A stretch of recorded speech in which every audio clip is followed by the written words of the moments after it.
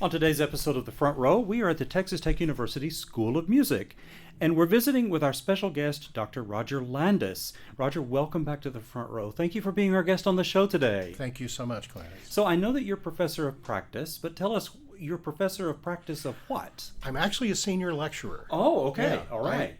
There were a few months there or a year where I thought that was my title, but it turned out not to be my title. So, okay. and therein lies the story. So, okay.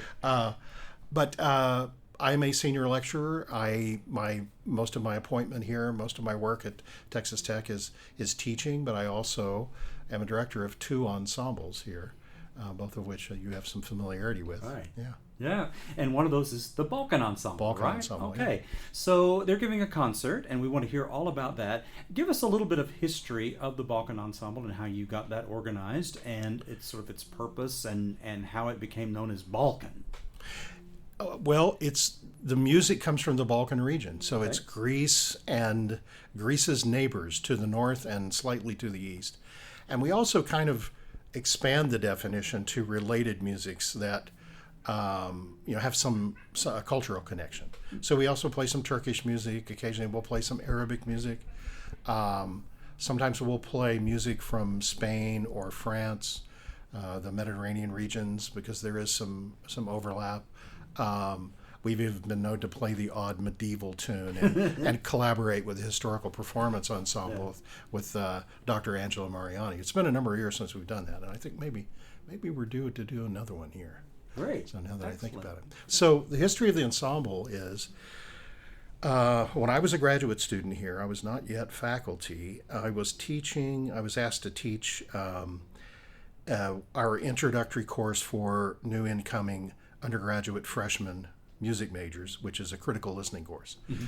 And so I was covering that, and I had access to, but most of the teaching that I've done here is to non-majors. Mm-hmm. I teach students from all across the campus in what we call music humanities, our music humanities courses. I do a number of those.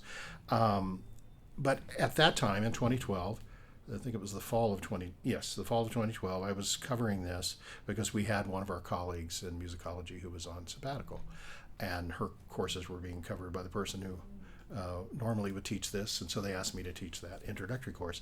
And by having access to incoming music majors, all of whom are really talented instrumentalists, vocalists, conductors, and composers as well, I had this idea to start a Balkan ensemble here, and I had talked to Dr. Chris Smith about it. He's head of the Vernacular Music Center, and at the time he was head of musicology, and he thought that would be a great idea. And so in the space of a lecture, I played some Balkan music for the students as kind of a challenging listening exercise because of these asymmetrical meters that we find a lot. Not all Balkan music is any asymmetrical meters. And by that I mean, like if you're tapping your foot, some of your foot taps are going to be longer than others. Right, Instead of right. 1, 2, 3, 4, you might do something like this: 1, 2, 3, 4, and then 1, 2, 3. Right. Yeah. 9, 8, or 15 or 7. These. It's either an odd number on top of the meter, like 7, 8 or 7, 4, or it's an odd subdivision of what normally would be an evenly divided meter. So like an uneven subdivision of 8 might be 2, 3, and 2. Right. Or yes. sorry, 3, 2, 3. Yes, yeah, it adds up to 8, but it's an uneven. But it's not the same. Yeah. Right. Yeah. And so we call those asymmetrical meters. And so that is one part. Also, they use these non-Western scales, which are related to Persian classical music and Arabic classical music and Turkish classical music. That's the influence in Eastern Europe that really made Balkan music. And so all these things are characteristic. That's how you know when you hear it. Yeah, sure. Right. And so for this was new to a lot of these majors in 2012, and they were pretty taken with it, some of them. And so I said, well, we've been talking about doing a Balkan ensemble. How many of you might be interested in that? A bunch of hands went up. Oh. And this was like in the first week of classes, the way it worked out. And so we actually added it. We were able to still add it to the course schedule. And so we've been meeting since the fall of 2012. Our first concert, our first recital was in the spring of 2013. It took us a few months to get it up and going.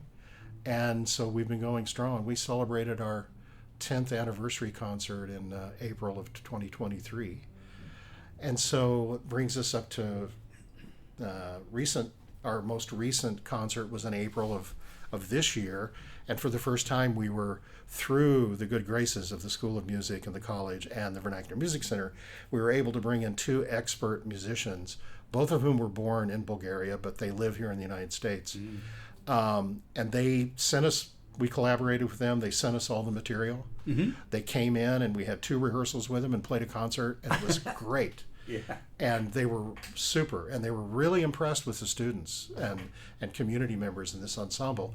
In fact, they were so impressed that they said, we want you to come and be our band at the largest Balkan music gathering in North America, which is in New York in January. Oh my gosh. So yeah, we're going to be right in Astoria, New York, performing. I think there might be as many as 15 of us who are going. Well, congratulations. And working with those 2 master musicians. So it's an unbelievable honor and an opportunity to get to do that. Right. We're really excited about it. That's great. Yeah. So do the personnel in your ensemble, do they change semester to semester, or do you try to have some continuity in a way? It's really up to the student. I have had students who've signed up and stayed in until they graduate, and some of them, if they stay in town, they then transition to being a community member, a community guest in the ensemble. We have a number of community guests who have stuck with us, and we have had and currently have 1 faculty member from dance.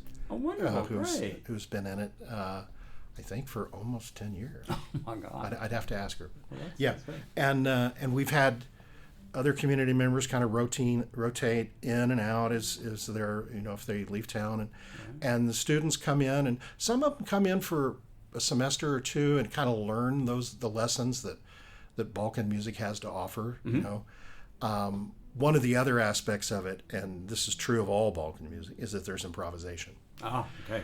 And most of it is different than the improvisation that we're familiar with from American music, which almost always in American music has a harmonic structure, and we're improvising melodies within this harmonic structure. Most Balkan music doesn't really prioritize chords or chord structures. What you have is the meter, and you have the scale, and the mood that the scale, the mode, suggests, and so that's really all you have to know to start. And so it's actually been, my feeling is that Balkan music is a really great music to teach improvisation for students who have never done it. Yeah. The bar is a little lower because they don't have to listen for a harmonic structure that's constantly changing. All right. Whether we're talking about something relatively simple like a 12-bar blues that has 3 chords, right, or something like a Charlie Parker tune, or a bebop tune, bebop jazz, where the chords are changing a lot. Right. And in fact, sometimes those chord structures are improvised too, right? Yeah. And so we have taught a number of students to become pretty good improvisers within this idiom. Great. And for the right student, it can be something that contributes to their education for their entire undergraduate career. We do get a number of graduate students who are fascinated with it and the challenge of it. So, yeah. Do you then have to sort of tailor the music to whatever you have available from semester to semester? You have to figure out how to do that? Yeah. And that, that's part of vernacular music, you play with whoever shows up and you work with their skills. Yeah. And, I talk to students who want to join and see what their background is. And I could have auditions, but for some students who really want to come in and learn, like maybe they just want to play hand drums and play percussion. And so putting them through an audition might not be the best way to recruit. Right. And so we find something for if they can dance, they can be in. If they can sing, they can be in. If they can play an instrument, they can be in. And we take whatever instruments show up. Yeah. And we arrange for that because, and this approach is working because we've generally got about 15 people every semester and that's big enough. Doesn't need to be any bigger. And when we did our concert in April, there's a graduate student here who has experience doing Balkan dance, so she offered to like quick teach members of the audience to do the dances, and we're going to do that again. And the concert that's coming up on September 29th. She'll just ask for volunteers to come down onto the stage. She'll show them the steps in about 2 minutes, and then we'll do it. Oh my gosh, you have your own dance captain. Yeah, that's great. Yeah, it was so that. much fun, and the students who were there, and the faculty or the community members who were attending the concert, they just really loved that. Yeah. That's great. Well, you just let the cat out of the bag. Yeah. There's a concert coming up.